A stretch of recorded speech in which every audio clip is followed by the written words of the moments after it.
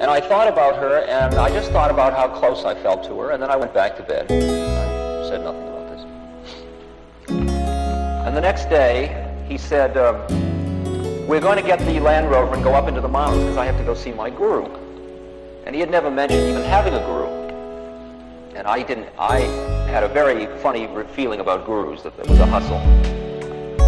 And that maybe he meant a high teacher.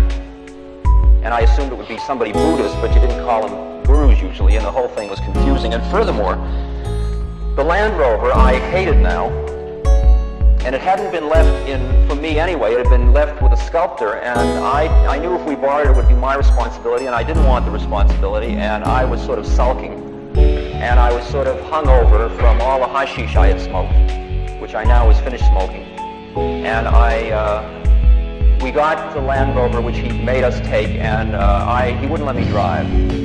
And I was just sitting sulking in the front seat. And we went up into the mountains about 100 miles, and we came to a little temple by the side of the road. And he stopped, and I could tell something big was going to happen because he was crying all the way up. Singing and crying and coming on. And I was very angry.